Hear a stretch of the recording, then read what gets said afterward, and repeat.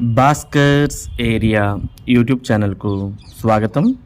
ఈరోజు ఉన్నటువంటి విద్య మరియు ఉద్యోగ సంబంధిత సమాచారంలోకి వెళ్తే, ఆంధ్రప్రదేశ్లో ఎంసెట్ అనగా ఏపీ ఈఏపీసెట్ 2023 నోటిఫికేషన్ విడుదల చేయడం జరిగింది. అది కూడా ఎంపీసీ స్ట్రీమ్కు సంబంధించి. ఇప్పుడు దానికి సంబంధించిన సమాచారాన్ని మనం ఇక్కడ చూస్తూ ఉన్నాం. Department of technical education on behalf of APSCHE AP EAPCET 2023 admissions MPC stream certificate verification and option exercising for web based counselling. The qualified and eligible candidates of AP Eapcet 2023 desirous of seeking admission into BE BTech courses are informed that the web counseling process comprising payment of processing fee cum registration, certificate verification and option entry will be conducted from July 24 to August 9 for detailed notification containing the list of helpline centers, certificates to be uploaded for online verification and schedule of counseling.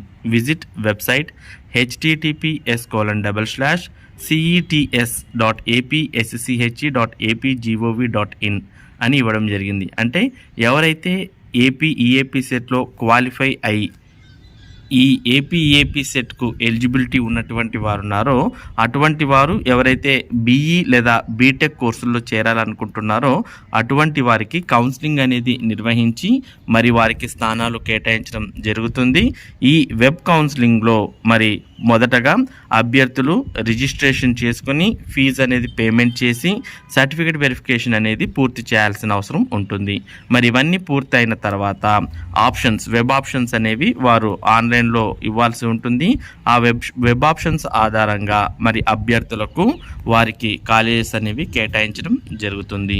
మరి దీనికి సంబంధించి మరి పూర్తి schedule ఇక్కడ మనం క్షుణ్ణంగా గమనించవచ్చు. AP EAPCET 2023 admissions MPC స్ట్రీమ్కు సంబంధించి మరి ఈ విధంగా ఉండబోతున్నాయి. ఏపీ ఇంజనీరింగ్ ప్రవేశాలకు వెబ్ కౌన్సిలింగ్ షెడ్యూల్ అనేది విడుదల చేయడం జరిగింది. ఆన్లైన్ ప్రాసెసింగ్ ఫీజు జూలై 24 నుంచి ఆగస్టు 3వ తేదీ వరకు ఆన్లైన్లో మనం ఫీజు అనేది చెల్లించవచ్చు.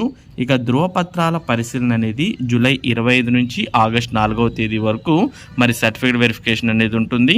కళాశాలలో కోర్సుల ఎంపికకు వెబ్ ఆప్షన్స్ అనేవి ఆగస్టు 3 నుంచి ఆగస్టు 8వ తేదీ వరకు వెబ్ ఆప్షన్స్ అనేవి ఇచ్చుకోవాల్సి ఉంటుంది. ఇక ఏవైనా వెబ్ ఆప్షన్స్లో మరలా మార్పు చేసుకోవాలంటే ఆగస్టు 9వ తేదీ వరకు సమయం ఇవ్వడం జరుగుతుంది. ఇక అభ్యర్థులకు లేదా విద్యార్థులకు ఈ ఎంసెట్కు సంబంధించినటువంటి సీట్లను ఆగస్టు 12వ తేదీన కేటాయించడం జరుగుతుంది. మరి ఆగస్టు 12వ తేదీన సీట్లు కేటాయిస్తే వారు ఆగస్టు 13, 14వ తేదీల్లో వారికి కేటాయించినటువంటి కళాశాలల్లో వెళ్ళి రిపోర్ట్ చేసుకోవాల్సిన అవసరం ఉంటుంది. ఇక ఏపీ ఈఏపీసెట్ రాసినటువంటి అభ్యర్థులకు మొదటి సంవత్సరం బీటెక్ తరగతులు అనేవి ఆగస్టు 16వ తేదీ నుంచి ప్రారంభం కాబోతున్నాయి. మరి ఏపీ ఈఏపీసెట్ రిజిస్ట్రేషన్ సంబంధించి మరియు ఫీజు వివరాలు, కావాల్సిన సర్టిఫికేట్ వెరిఫికేషన్ తేదీలు, వెబ్ ఆప్షన్ తేదీలు, అఫీషియల్ వెబ్సైట్ ఇటువంటివన్నీ కూడా మరి ఏపీ ఈఏపీసెట్కు సంబంధించినటువంటి అఫీషియల్ వెబ్సైట్లో పూర్తి సమాచారం ఉంటుంది.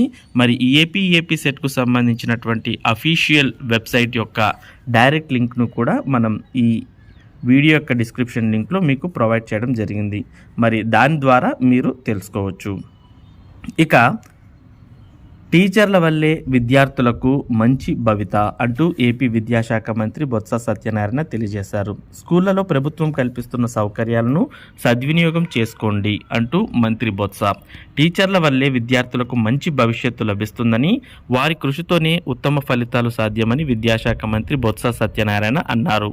టీచర్లను ఇబ్బంది పెట్టే ఉద్దేశం తమకు లేదని, ప్రభుత్వ స్కూళ్ల విద్యార్థులకు మెరుగైన చదువులు అందుబాటులోకి తీసుకురావడమే ప్రభుత్వ ధ్యేయమని చెప్పారు. మంగళవారం బాపట్లలో పాఠశాల విద్యాశాఖ సమగ్ర శిక్ష ఆధ్వర్యంలో ప్రధానోపాధ్యాయులకు నిర్వహించిన శిక్షణా కార్యక్రమాన్ని మంత్రి బొత్స ప్రారంభించారు.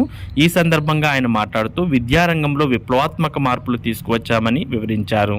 టీచర్లంతా ఎప్పటికప్పుడు కొత్త విషయాలు తెలుసుకుని విద్యార్థులకు మార్గనిర్దేశం చేయాలని సూచించారు. విద్యార్థుల్లో ఆలోచన శక్తి పెంపొందించేలా ఈ శిక్షణా కార్యక్రమాన్ని సద్వినియోగం చేసుకోవాలని అన్నారు. వైఎస్ జగన్ ప్రభుత్వం దేశంలో ఎక్కడా లేని విధంగా నాడు నేడు, అమ్మ ఒడి, జగనన్న గోరుముద్ద, జగనన్న విద్యా కానుక తదితర పథకాలను అమలు చేస్తోందని అన్నారు. కార్పొరేట్ స్కూళ్ల కంటే గొప్పగా ఇంగ్లీష్ మీడియం, డిజిటల్ చదువులను ప్రభుత్వ స్కూళ్ల విద్యార్థులకు అందుబాటులోకి తెచ్చామని అన్నారు. 8వ తరగతి విద్యార్థులకు ట్యాబ్లు ఇస్తున్నామని పేర్కొన్నారు. వీటన్నిటిని సద్వినియోగం చేసుకుని విద్యార్థులు భవిష్యత్తును తీర్చిదిద్దుకోవాలని సూచించారు. పాఠశాలల విద్యుత్ బిల్లులను సమగ్ర శిక్షా కార్యాలయం నుంచే చెల్లిస్తారని, విద్యుత్ విషయంలో ఇంకా ఎక్కడైనా ఇబ్బంది ఉంటే అధికారుల దృష్టికి తెస్తే వెంటనే పరిష్కరిస్తామని అన్నారు. సమగ్ర శిక్ష ఎస్పీడీ శ్రీనివాసరావు మాట్లాడుతూ మొదటి బ్యాచ్లో 1450 మంది హెచ్ఎంలకు నైపుణ్య శిక్షణ ఇస్తున్నట్లు తెలిపారు. కార్యక్రమంలో సమగ్ర శిక్ష రాష్ట్ర పథక సంచాలకులు B Srinivasarao, Bapatla collector P Rajith Basha, joint collector Sridhar, RDO G Ravinder ఈ కార్యక్రమంలో పాల్గొన్నారు.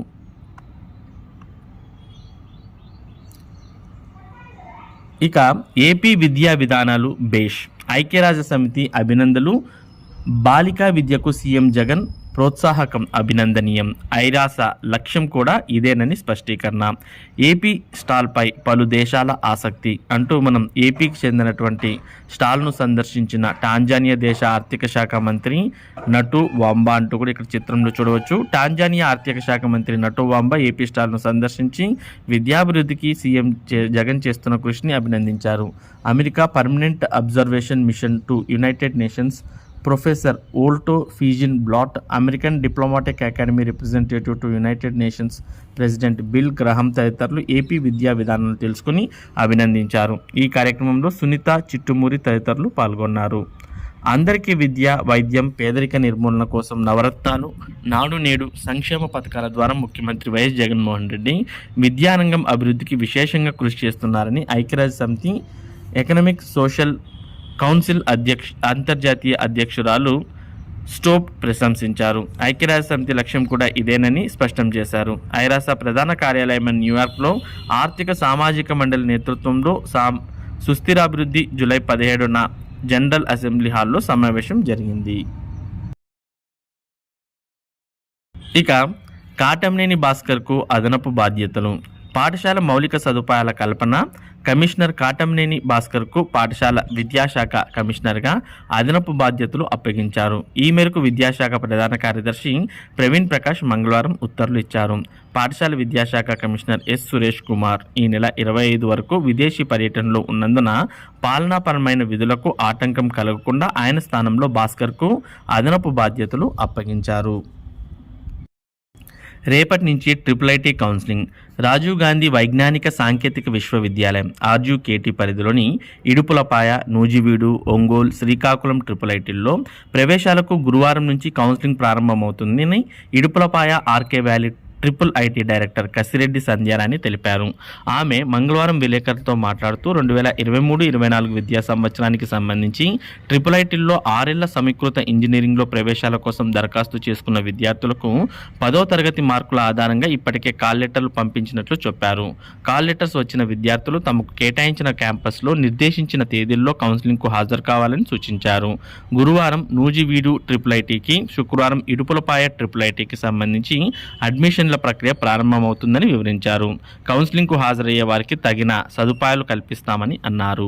మరి ఇవి ఈరోజు ఉన్నటువంటి విద్య మరియు ఉద్యోగ సంబంధిత సమాచారం. ఇటువంటి ముఖ్యమైన సమాచారాన్ని భాస్కర్స్ ఏరియా మీకు అందిస్తూ ఉంటుంది.